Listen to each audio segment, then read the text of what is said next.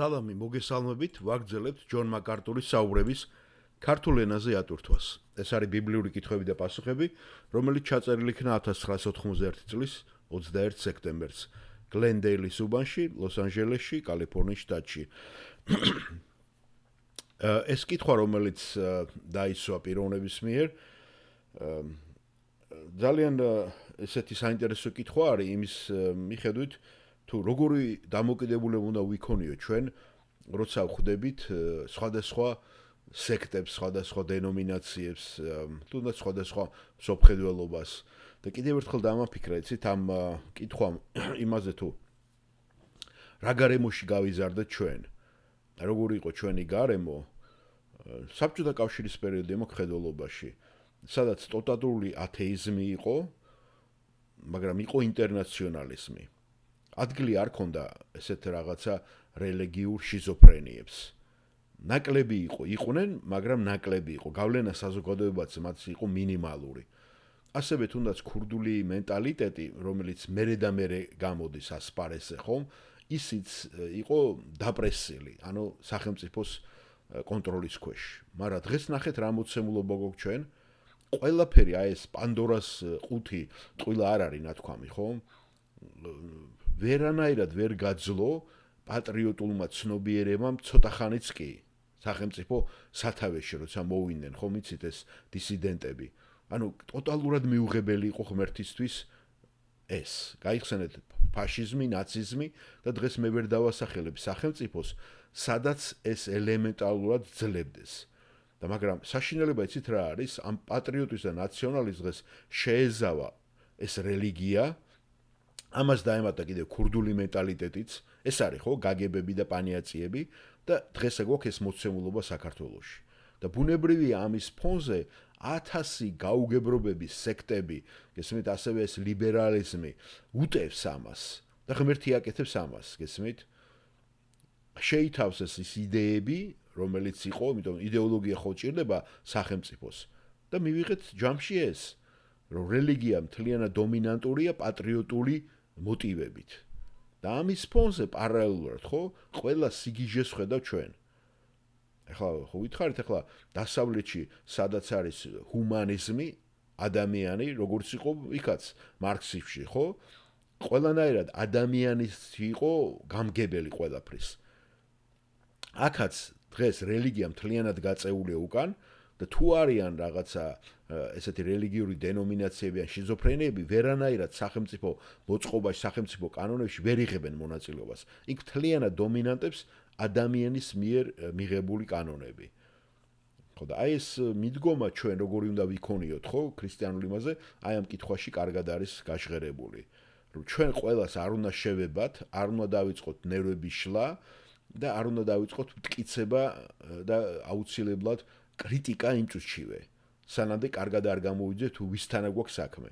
და უამრავი გახდა, ხო დღეს რამდენი მორმონები შემოსულან, იეღოველები ხო არიან და არიან, რომლებიც სიქას გაგაძრობენ თამათი რაღაცა საზეპიროებით, ხო?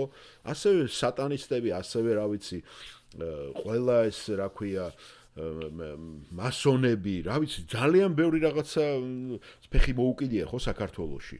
და ყველაფერი არის ეს იმის ბრალი, რომ სახელმწიფოში გაურკვეველია კანონები არ მუშაობს, სახელმწიფო კანონები და კონსტიტუცია არ მუშაობს და თუ მუშაობს, ის მორგებულია პიროვნებებზე, ადამიანებზე, გაგებაზე და აქედან არის მერე ქაოსი და არეულობა. აი მოდი მოусმინოთ აბა რას ამბობს ეს კითხვის დამსველი მარკი. მე ვარ მარკი, მარკოზი იგივე და მე მაქვს ურთიერთობა ერთ ჯგუფთან, რომელიც ცნობილია როგორც ადგილობრივი ეკლესია, local church, რომელსაც ხელმძღვანელობს ადამიანი სახელად Witness Lee. და ისინი ემორჩილებიან მოძღვრებას, რომელიც მოითხოვს ადამიანის სულისა და ღვთისმსულის შერწყმას. და ისინი ამას შერევას უწოდებენ შინაგან კავშირს, ადამიანის სულისა და ღვთისმსულს შორის. შეგიძლიათ მითხრათ, რას ამბობს ბიბლია ასეთ კავშირებზე? და ჯონ მაკარტური პასუხობს. სიმართლე გითხრა, მარკ, მეც არ ვიცი, რას გულისხმობენ ამაში. მაგრამ ბიბლია არ ვიცი, არის თუ არა ესეთი ერთგვარი ეზოთერიული მიდგომა მორწმუნის ღმერთთან ჭეშმარიტი ერთიანობისადმი. ბიბლია ამაზე არაფერს არ ამბობს. მე ნამდვილად არ ვიცი. ანუ არ შემიძლია ძალიან მიჭირს ამ კითხვაზე პასუხის გაცემა, რადგან არა ვარ დარწმუნებულიო, მათაც თავად იციან ეს ნათლად. და ეს რაღაცა მისტიკურად ჟღერს, როცა ვისმენ ამას. არ ვიცი, ცდილობენ თუ არა თქვან, რომ ადამიანები საბოლოოდ ხდებიან ღმერთები, მაგრამ მე ეს მეჩვენება. ასე რომ შეიძლება ეს ამ მუხლებსაც იშველიებენ, თუ გახსოვთ 1 კორინთელთა 6 თავში რო არის მოყვანილი, სადაც პავლე შლის ამ დისკურსს.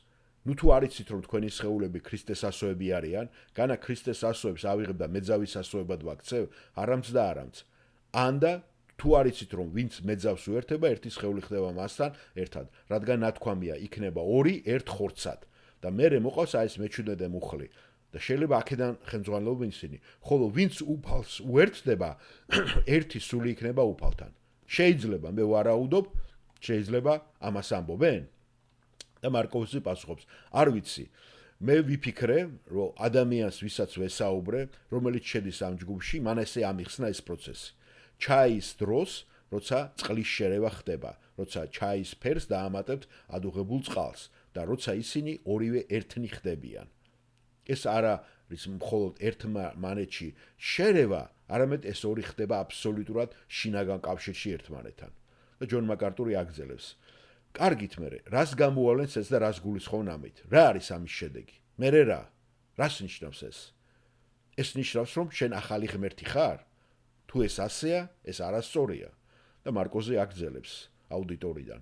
დიახ, ისინი საკუთარ თავს უწოდებენ და ამბობენ, რომ ადამიანი, რომელიც ხდება ქრისტიანი, ის მარტო კი არ არის შერეული ღმერთთან, არამედ ის უკვე ღმერთკაცია. ხო და დალოცულო, ეს არის სწორედ სრული ერესი, აგზელებს ჯონ მაკარტური. და მარკოზი აგზელებს აუდიტორიდან. ჯონ, ბიბლიის რომელი კონკრეტული მუხლები შეგვიძლია გამოვიყენოთ ამის უარსაყოფად?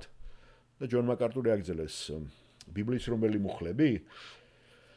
ამის დასატურებლად. იცით რას გეტყვით? მე ამას გირჩევთ მარკოს. მოდით, ეს პასუხისგებლობა და ეს ტვირთი გადაიტანეთ მათზე.